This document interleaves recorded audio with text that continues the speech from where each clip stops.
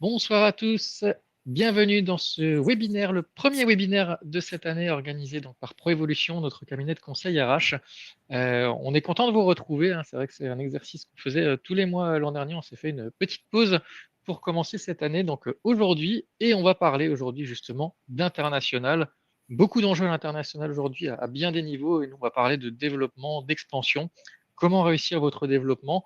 Voilà, dans quelques minutes, on va y aller doucement, hein, puisque vous êtes pour l'instant une vingtaine de personnes et vous êtes plus d'une cinquantaine d'inscrits. Donc, on va un petit peu laisser les gens venir. Le temps de vous rappeler quand même le fonctionnement de la plateforme sur laquelle vous vous trouvez. Donc, on est sur la plateforme Livestorm.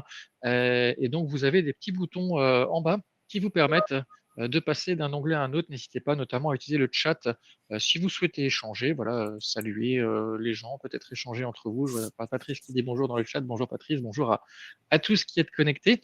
Vous avez un bouton surtout sur lequel j'attire votre attention, c'est donc le bouton question qui est juste donc à gauche de l'onglet chat. Donc, quand vous partez d'en bas à droite, c'est le deuxième en partant de la droite.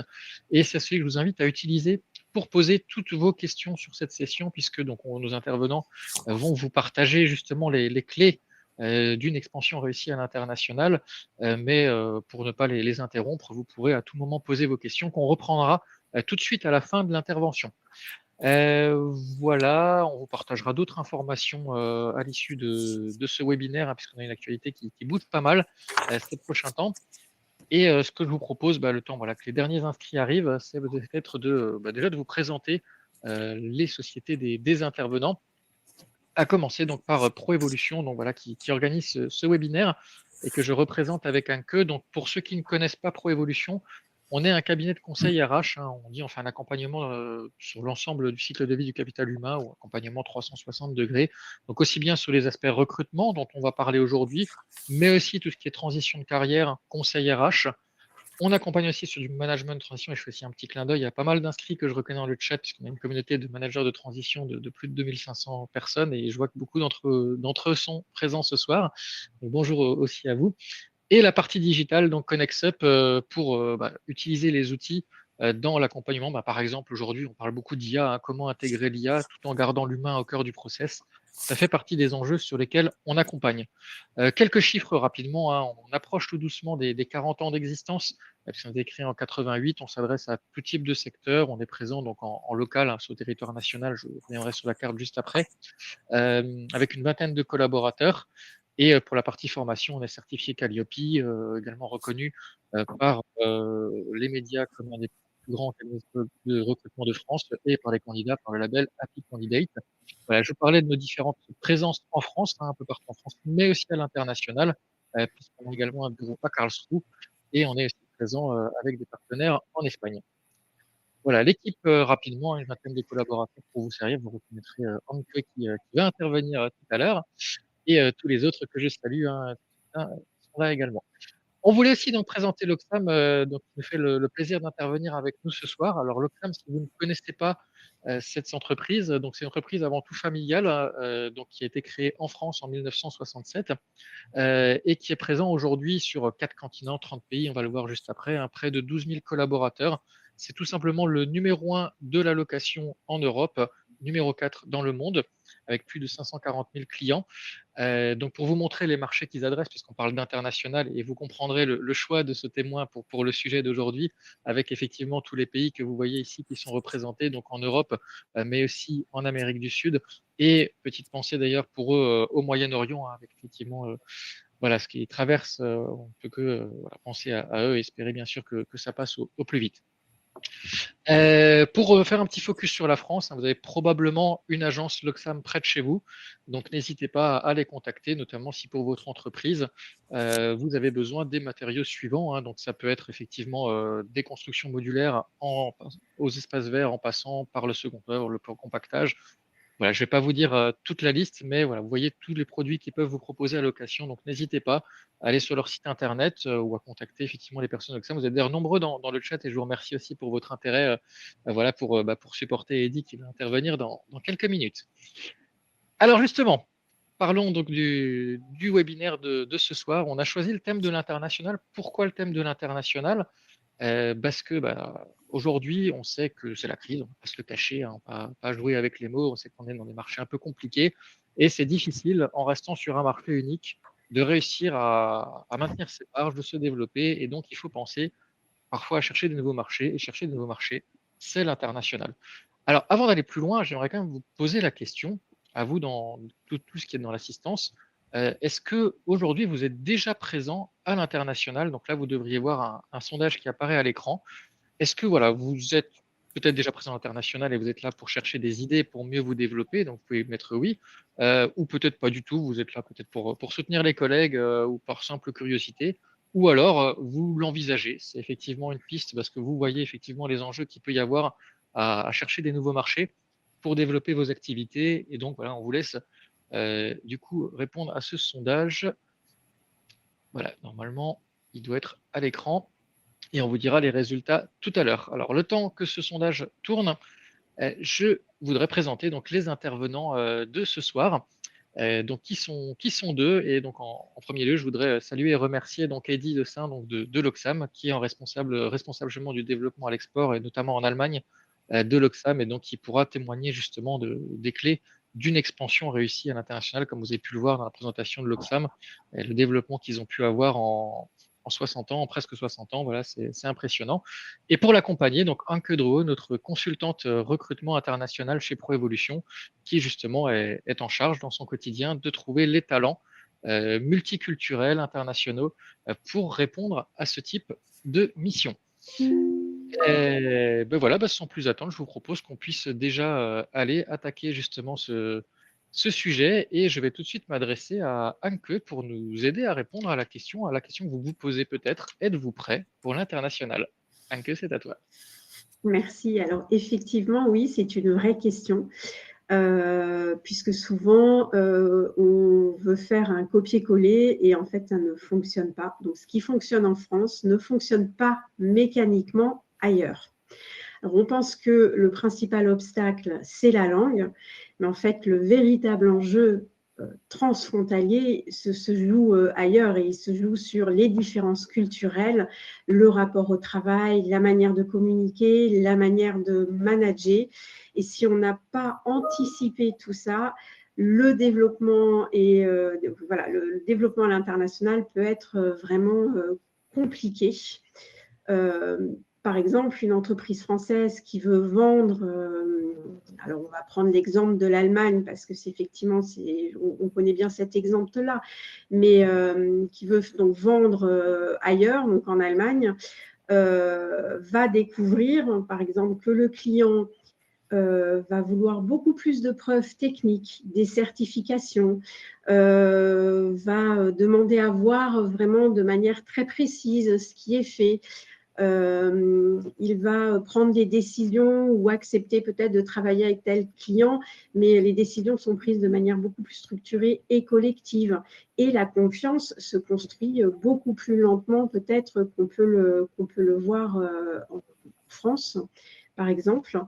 On peut dire aussi, il faut savoir et comprendre que le marché en Allemagne ou en Suisse ou même en Espagne n'est absolument pas homogène, mais très, très régional. Donc, si on n'est pas conscient qu'on ne négocie ou qu'on ne travaille pas de la même manière ou qu'on n'aborde pas un client de la même manière, que ce soit en Bavière ou dans le nord de l'Allemagne, eh ben, on peut être confronté aussi à des difficultés. Donc ça, c'est vraiment dans le côté commercial, mais après, quelque chose qu'on oublie très, très souvent, et qu'on constate aussi avec nos clients qui veulent parfois s'implanter ailleurs, dans d'autres pays, c'est le côté administratif. Les contrats ne se font pas de la même manière. Les rémunérations sont complètement différentes. Un candidat ne s'engage pas de la même manière d'un point de vue juridique, sur la durée. On viendra plus précisément. Au Portugal, par exemple, les rémunérations sont sur 14 mois, puisqu'il y a obligatoirement une prime d'été, une prime de Noël. Donc, toutes ces petites choses, si on ne les a pas anticipées, si on ne les connaît pas, on peut être confronté à des difficultés qu'on n'avait pas anticipées et qui font que on peut avoir du mal à s'implanter dans un pays. En Allemagne et en Suisse, par exemple, ils ont très très peu de tolérance pour tout ce qui est approximatif.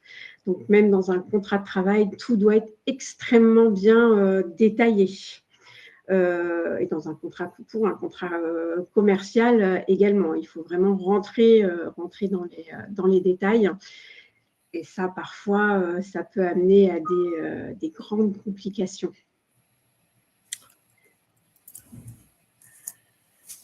Merci, et merci Xavier Noël pour ce message d'empathie pour nos collaborateurs au Moyen-Orient.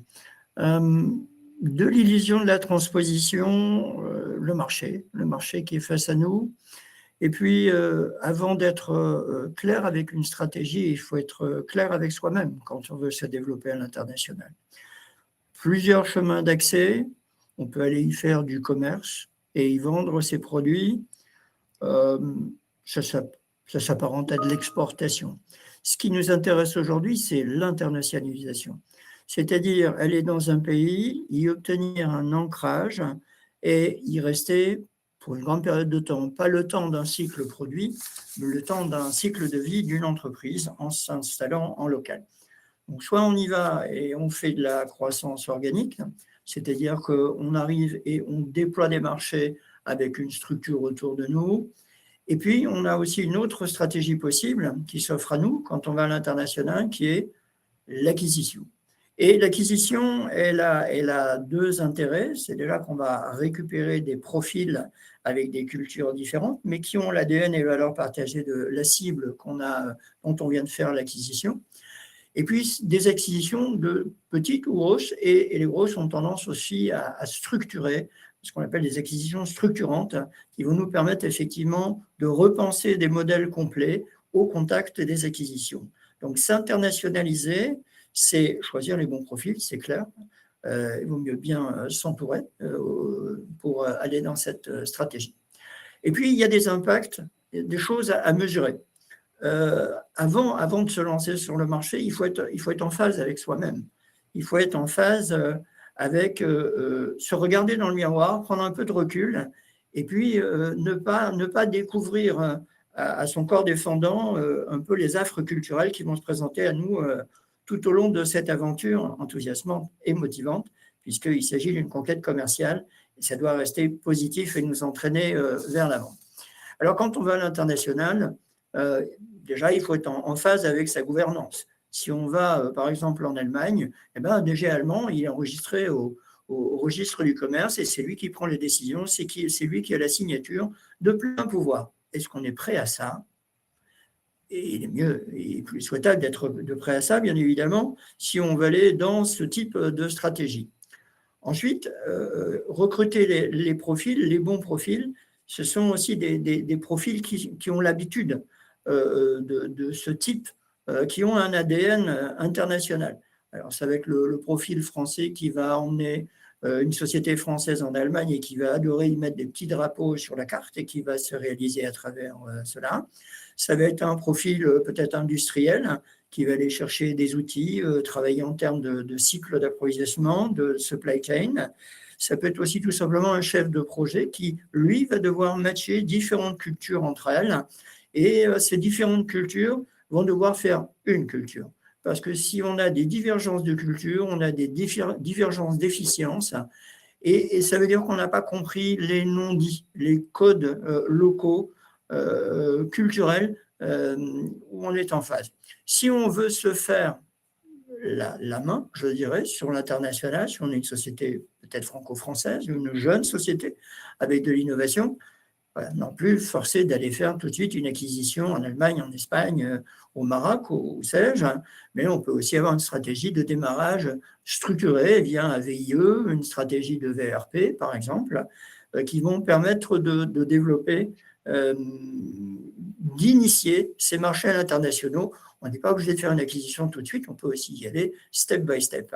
Donc, mon message sur ce point, en tout cas sur le diagnostic stratégique qu'on doit faire en préambule à une stratégie de développement, l'international n'est pas un projet commercial. En tout cas, ça ne se limite pas à un projet commercial, c'est un projet de transformation de l'entreprise, du marché vers lequel on va aller, de peut-être aussi une transformation des produits, hein, des produits qui sont des blockbusters sur le marché français ou espagnol, nécessiteront quelques adaptations, quelques standardisations, quelques normalisations dans le pays cible.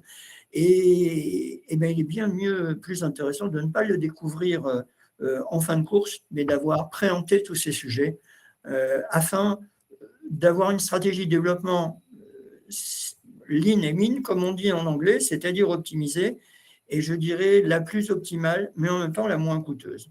Et donc, il faut s'entourer. Je passe la main en queue pour le prochain item de cette discussion. Effectivement, donc, bon, ça va rejoindre effectivement ce que Eddy expliquait déjà dans sa partie, c'est-à-dire qu'il est essentiel d'anticiper voilà, son développement à l'international. Et pour ça, il faut être entouré, ou même soi-même, le dirigeant d'une structure, avoir une intelligence ou une sensibilité interculturelle. Et savoir et être humble, en fait, ça demande une certaine humilité parce que finalement, c'est à la société, donc à la société française, qui va à l'international de s'adapter et pas l'inverse. C'est pas la personne qu'on va éventuellement recruter dans le pays là où on veut se développer de s'adapter au fonctionnement, à notre fonctionnement. Même si évidemment ensuite il y a des voilà, on peut travailler ensemble, discuter et trouver le bon fonctionnement. Mais donc c'est extrêmement important, donc effectivement, de connaître, de savoir les attentes que peuvent avoir les personnes dans les différents pays, et notamment lorsqu'on veut recruter. Il faut être vraiment conscient, excusez-moi, des attendus du pays où on veut s'implanter. Par exemple, un candidat allemand va avoir des attentes lors de l'entretien, lors des échanges, des attentes très très claires. Il va vouloir un cadre clair, il ne va pas aimer les zones d'ombre. Donc il faut être très très précis dans ce qu'on va vouloir proposer, dans les ambitions qu'on veut avoir et dans la manière effectivement de fonctionner. Donc en fait, il faut traduire certains codes, certains fonctionnements bien au-delà de la langue. Mais inversement, il faut aussi arriver à détecter la personne qu'on va recruter en Espagne ou en Allemagne ou en Suisse. Est-ce qu'elle va pouvoir s'adapter effectivement aussi à un mode de fonctionnement différent du sien? Est-ce qu'elle va, pareil, être en capacité de détecter les codes, la manière de faire? Par exemple, lors d'une réunion, vous mettez des Français et des Allemands ensemble sur un même sujet. Voilà, vous allez ressortir de la réunion, excusez-moi, avec des Allemands qui auront peut-être, eux, déjà trouvé une solution, auront peut-être déjà répondu à une problématique, parce que pour eux, une réunion, il faut sortir de là avec quelque chose d'extrêmement factuel, alors que les Français auront peut-être plutôt discuté, auront fait un brainstorming, auront plutôt réfléchi à ce qu'on va aller faire dans la prochaine réunion. Et ça, si ça n'a pas été anticipé et si chacun n'est pas conscient de ce mode de fonctionnement, ça peut amener à des tensions qui font que, effectivement, l'implantation peut être un échec. Donc, en fait, il ne faut pas mettre les deux cultures dos à dos, mais plutôt s'adapter et être ouvert à l'autre. Voilà, en Allemagne comme en Suisse, les règles sont extrêmement claires, exigeantes, pardon. Il y a très très peu de tolérance effectivement pour tout ce qui est approximatif. Et donc, il faut absolument anticiper ça. Je pense que c'est vraiment ça le plus important, c'est être curieux, du fonctionnement de l'autre et se préparer en amont et anticiper pour que pour que la collaboration devienne extrêmement constructive et que ce soit du coup un levier de performance. Donc, si on veut recruter quelqu'un, il faut vraiment arriver à décoder les comportements, comprendre les non-dits, poser des questions très, très précises sur comment vous réagissez si votre collaborateur ou votre N+1 qui est en France va vous demander de faire telle ou telle chose, alors que vous savez qu'en Allemagne ou en Espagne, on fait complètement différemment. Et là, on peut jauger et voir si la personne, effectivement, est complètement réfractaire ou si elle saura s'adapter. Donc, c'est des mises en situation, s'adapter à ce qui va être demandé. Donc, c'est vraiment une intelligence culturelle. Et évidemment, on peut le détecter aussi sur des personnes qui ont déjà voyagé, qui parlent plusieurs langues, qui sont curieux, qui vont poser des questions et qui vont accepter aussi, avec ce que je disais au départ, une certaine humilité, de se remettre en question et d'accepter de faire peut-être différemment de leurs habitudes ou de nos habitudes. Merci Anke. Alors peut-être qu'à ce moment-là, on peut demander un témoignage à Heidi Voilà, de comment ça se passe sur le terrain chez l'Oxam. J'ai ce privilège d'être moi-même un manager multiculturel. Pardon. Prendre le contrôle d'une structure sans respecter la culture, c'est imposer sa culture. Et donc, on peut se rater, en fait. Et on est obligé de redémarrer le setup parce qu'on n'a pas fait les bons choix au départ. Ignorer les principes de certaines cultures, voir un DG allemand partir à 17h va choquer un Français. Voir un DG partir à 17h en Allemagne et qui arrive à 7h le matin mais qui n'a pas fait de pause le midi, culturellement très acceptable, en tout cas très commun, très communément en pratique. L'idée, c'est vraiment de partager des cultures différentes. Comme Anke le disait, l'enjeu est un enjeu de personne avant d'être un enjeu industriel ou commercial. Vous pouvez avoir les meilleurs produits du monde et ne pas avoir le bon relais local et finalement ne pas parvenir à ce que vous étiez mis comme objectif dans votre roadmap. Donc, dans les difficultés, je dirais, rencontrées, c'est imposer un modèle sans s'imposer, être dynamique en termes de management, mais sans être trop top-down, sinon la greffe ne prendra pas. Quand on parle par exemple d'une acquisition, une intégration structurante dans une structure de base, en tout cas celle qui fait l'OPA sur la structure étrangère. Et les facteurs clés de succès, comme le disait Anke, il nous faut des profils qui sont adaptés à ce type d'adaptation aux différentes cultures.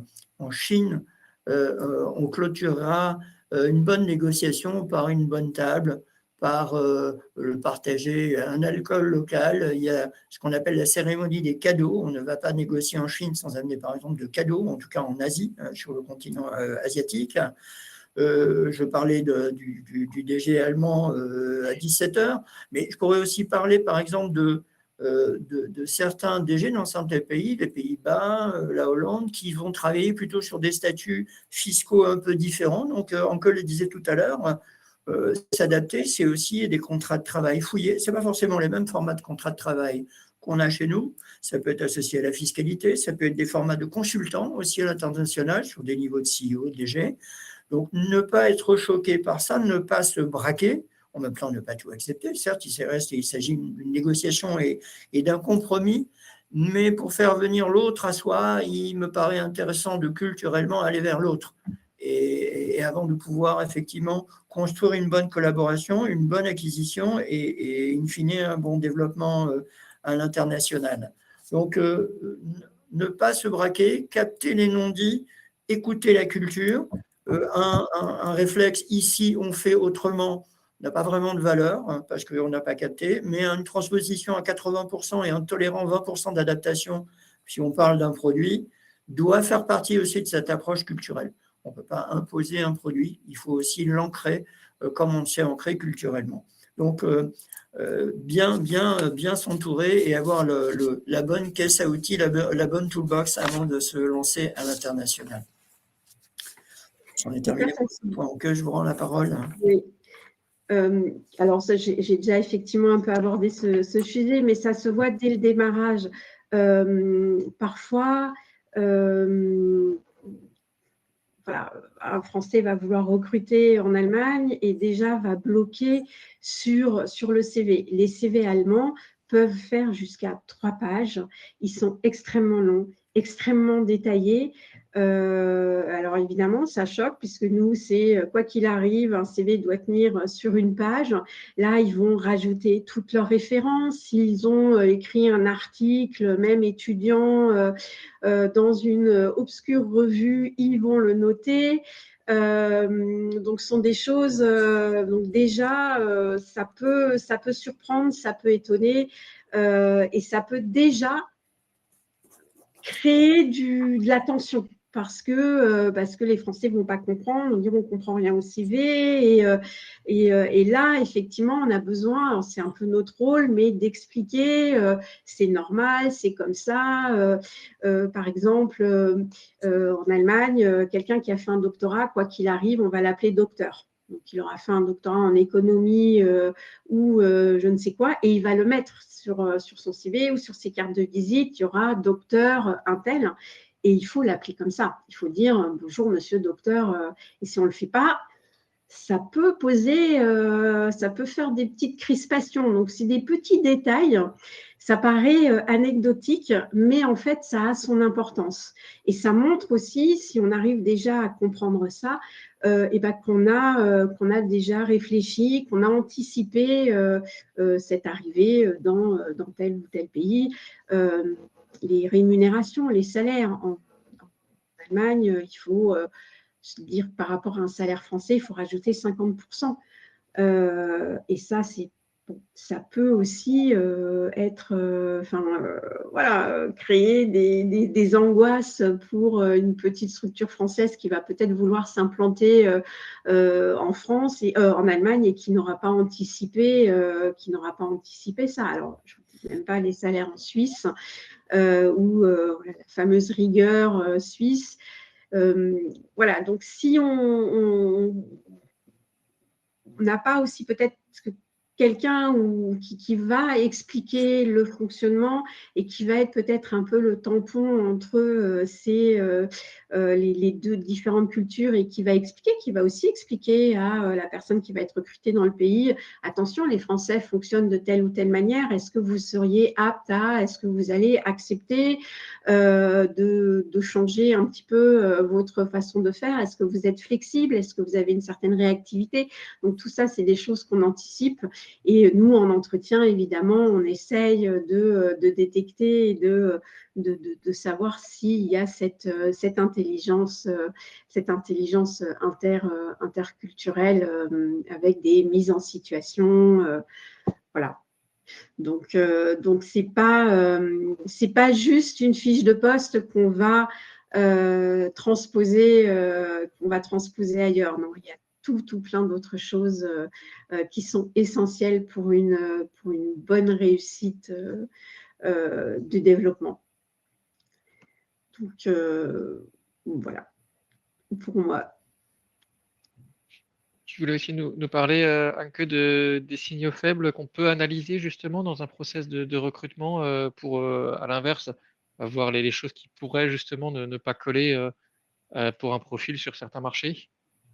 Oui, alors ça, on peut le voir effectivement le rapport à l'autorité. Alors ça, c'est effectivement, ça va être essentiel parce que on est sur une double problématique. C'est déjà, en règle générale, on essaye de détecter comment une personne, quel type de manager ou quel type de management elle préfère. Mais là, en plus, il y a une certaine distance et en plus un problème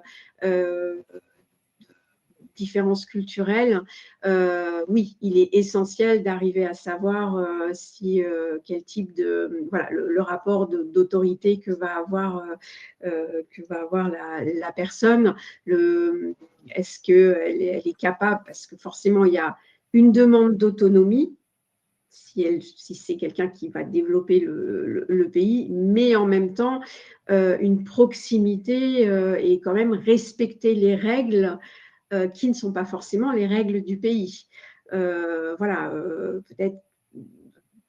Donc, ça, il faut arriver en posant des questions et puis parfois en revenant sur le même type de questions, arriver à détecter voilà, la capacité à écouter et à entendre ce que va vouloir l'autre. Donc oui, l'écoute, c'est très important, le rapport au collectif et savoir être ouvert à l'autre. Et puis si parfois il y a des incompréhensions, juste poser la question, dire je crois que j'ai pas bien compris, ou répéter les fameuses répéter ce que l'autre a dit d'une autre manière pour être bien sûr qu'on a compris correctement et comme il fallait ce qui a été demandé ou ce qui a été dit.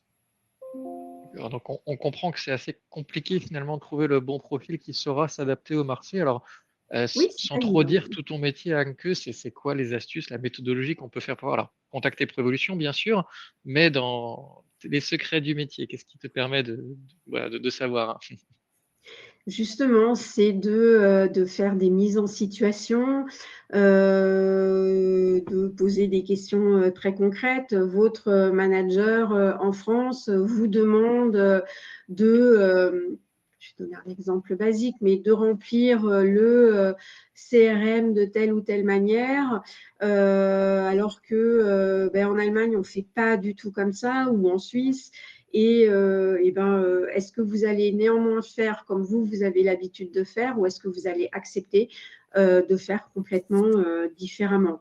Alors ça, c'est une question qu'on pose comme ça, mais par rapport à la réponse qui va nous être donnée, évidemment, on va un peu approfondir et voir si c'est voilà, si c'est juste une réponse pour l'entretien ou aller plus loin dans le questionnement pour vraiment être sûr voilà, de la réponse. Et ça, c'est l'avantage, je pense, qu'on peut peut-être avoir, c'est que, bon, alors, pour l'Allemagne, mais on l'a fait aussi pour l'Espagne ou pour d'autres pays, on fait les recrutements dans la langue voilà, du pays. Donc, moi, je vais questionner quelqu'un en allemand. Forcément, il se sentira peut-être aussi un petit peu plus à l'aise, et puis ça va être un peu sous forme de discussion, et parfois il y a des choses qui glissent et on sent que bon, ça va être un peu compliqué.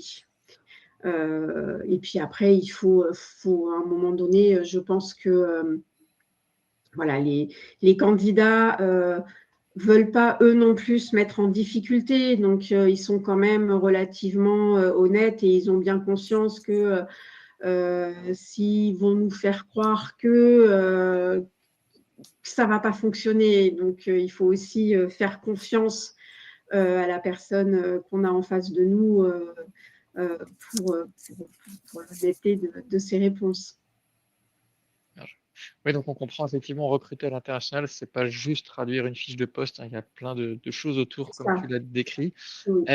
Alors avant de laisser la conclusion à Eddy, je voudrais juste vous partager donc le résultat du sondage, hein, j'avais oublié de le faire plus tôt. Donc vous êtes les 3/4 de l'assistance à être déjà présent à l'international. N'hésitez pas non plus à participer dans le chat, à peut-être partager vos témoignages, vos petites astuces. On reprendra juste après les questions-réponses. Et 20% qui l'envisagent. Donc voilà, on espère que ça vous donne envie. Alors justement, on va laisser Eddy conclure. C'est quoi finalement les clés de l'expansion à l'international? Alors déjà, l'international, pardon, c'est une chance. Et pour les 20% d'entre vous qui n'êtes pas allés à l'international, c'est quelque chose d'enthousiasmant qui nous permet de nous remettre en question, qui nous permet de sortir de nos zones de confort, qui permet même d'aller chercher des nouvelles idées, produits, développement digital, software, ERP, et les réintégrer chez nous en étant allé se sourcer à l'international. difficile de résumer en trois minutes un sujet aussi, je dirais, enthousiasmant. En tout cas, plusieurs points se dégagent de notre échange aujourd'hui. C'est que le manager multiculturel, c'est un ADN spécifique. C'est pas le premier venu qui parle l'anglais. Et en fonction des enjeux, il doit parler anglais, mais s'il parle plusieurs langues, et notamment la langue du pays de destination, il y a une mayonnaise qui prendra d'autant plus dans ces échanges interculturels. Pour séduire des profils. Parce que quand on est une entreprise française ou autre qui va aller dans un pays étranger, faire venir des profils, c'est aussi un challenge. Une entreprise française qui va en Allemagne et qui veut recruter un expert dans tel ou tel domaine doit, pardonnez-moi, mais être un petit peu sexy, en tout cas présenter une stratégie qui va attirer les talents. Donc, avant de recevoir des candidats, il faut être clair avec soi-même sur sa stratégie. Pour, un, recruter les bons profils, deux, les enthousiasmer, et trois, les convaincre de les faire venir aussi chez nous. Parce que trouver les bons profils sont des profils demandés, recherchés. Anke l'a dit, il faut être prêt quand même à mettre un certain budget si on cherche un senior ou un expert. Et quand on veut aller vite, en s'installant dans un pays, on aura tendance à trouver l'expert, pas forcément quelqu'un qui vient de la concurrence. On a déjà fait, nous, des expériences de gens qui venaient de la concurrence, avec une expertise absolue sur notre domaine, mais ça n'a pas fité, parce que les valeurs n'étaient pas les mêmes, les process n'étaient pas les mêmes. On avait peut-être un côté latin qui ne correspondait pas à une rigidité, on va dire, germanique ou germanophone, ou ce qu'on appelle le Dach, Allemagne, Suisse, Autriche. Mon maître mot serait de oser des profils atypiques. Parce que la démarche internationale, quand on décide de la faire, est quelque chose d'atypique. Et ces profils atypiques, pétris de différentes cultures, qui ont voyagé à l'international, sauront faire la synthèse de différentes cultures. Donc, pour avoir un échange multi- ou interculturel, il faut avoir un ADN spécifique. Et puis, en termes de recrutement, c'est la personne qui est recrutée, elle doit personnifier et personnaliser ce développement à l'international. Donc, elle doit être capable d'aller dans le pays d'origine, de bien analyser ses valeurs et sa culture pour enthousiasmer le pays cible, mais en même temps emmener la société d'origine qui vient de le recruter pour lui donner envie d'aller à l'international. Parce que s'adapter à l'international, on l'a dit, c'est adapter des produits, mais si l'entreprise de base n'a pas conscience qu'elle doit adapter ses produits pour réussir, alors qu'elle s'était mise sur la roadmap succès 50 millions en 2030, eh bien, il faut quelqu'un qui soit capable de traduire ces spécificités industrielles, culturelles. Je dirais en conclusion que le recrutement, en tout cas dans cette forme de recrutement qu'on vient d'évoquer, multiculturel, interculturel, c'est ce qu'on a appelé l'intelligence culturelle, ce n'est pas quelque chose d'administratif. En tout cas, ça l'est en partie. Mais recruter à l'international, 30% c'est de l'administratif, 30% c'est de la négociation avec de la roadmap, mais 30% aussi c'est de la traduction culturelle et des enjeux.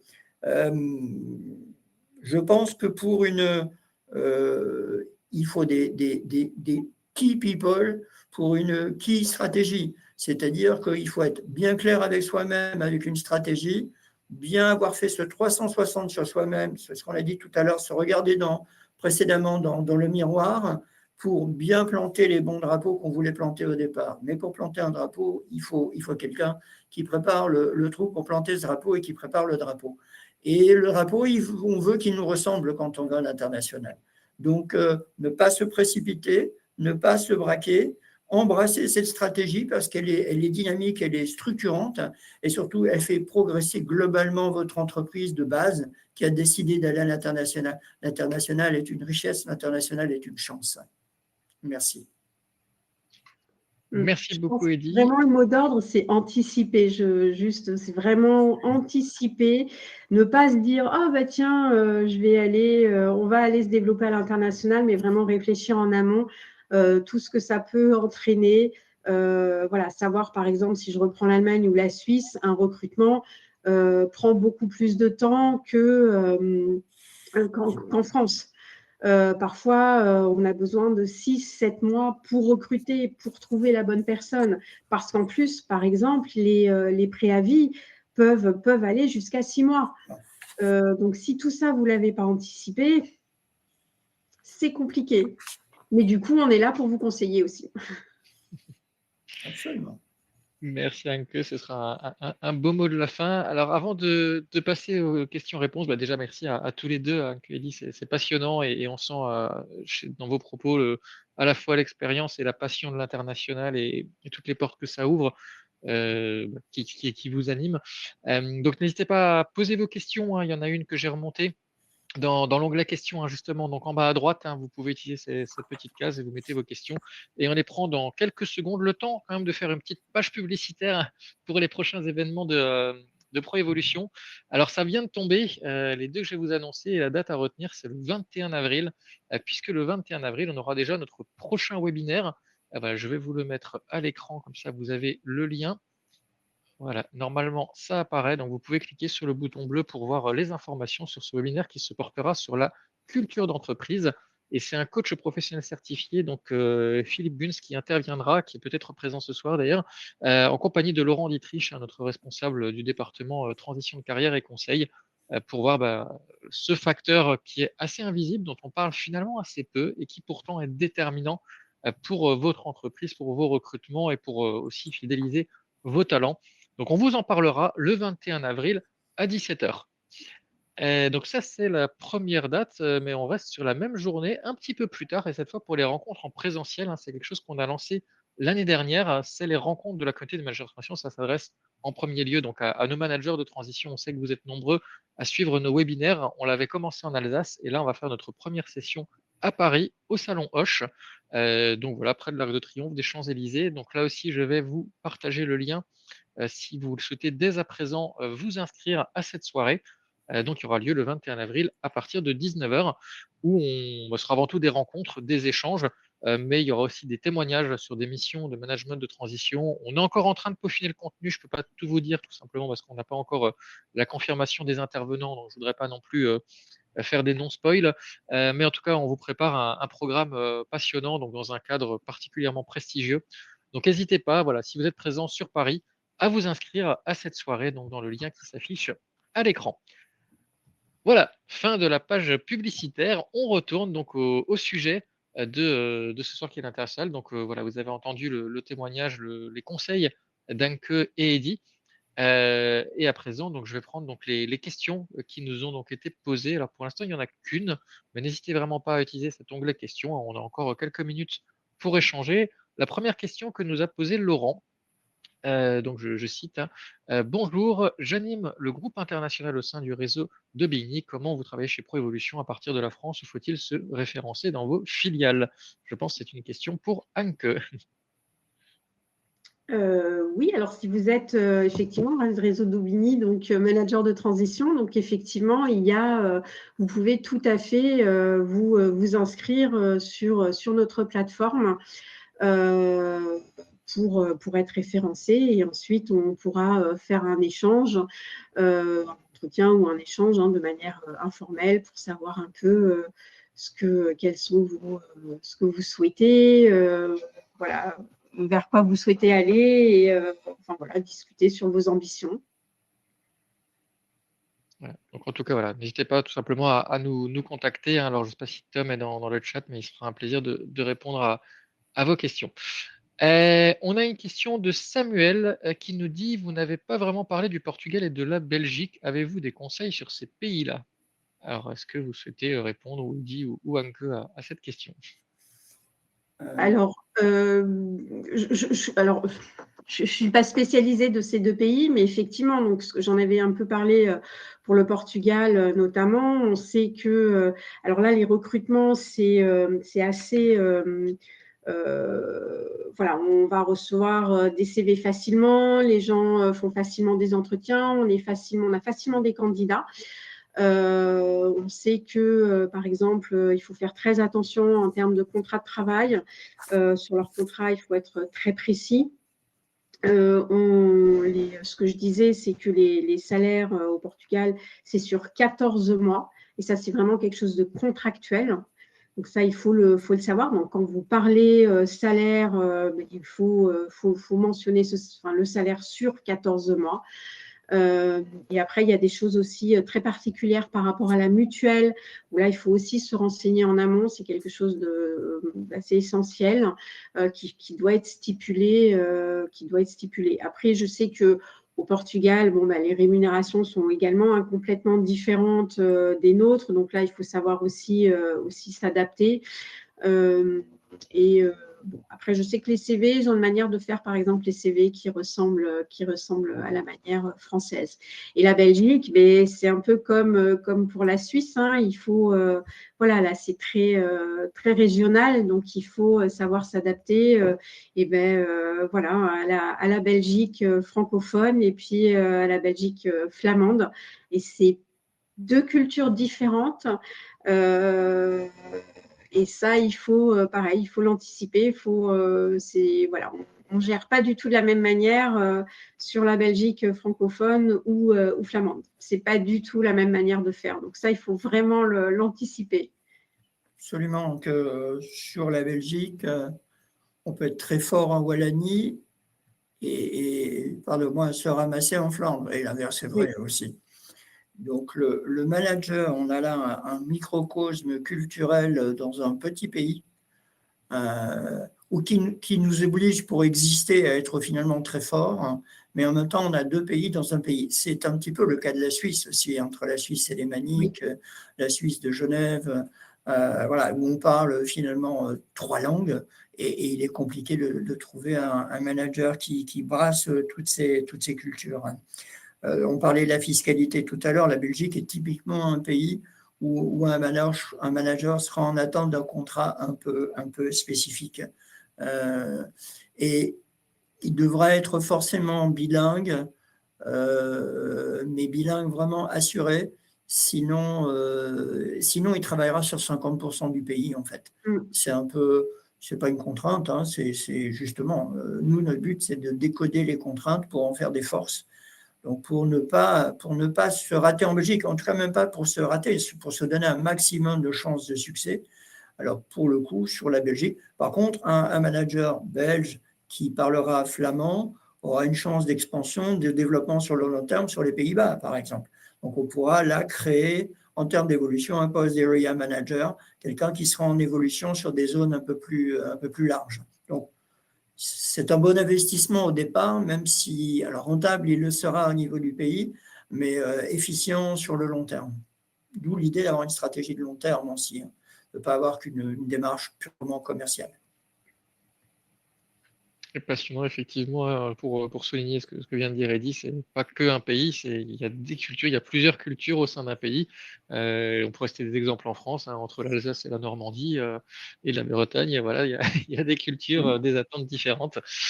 Et apparemment, il n'y a pas d'autres questions, donc je pense qu'on va s'arrêter là. Vous pouvez toujours, bien sûr, nous contacter hein, au travers du site ProEvolution, hein, où vous serez redirigé sur la page à la fermeture du webinaire.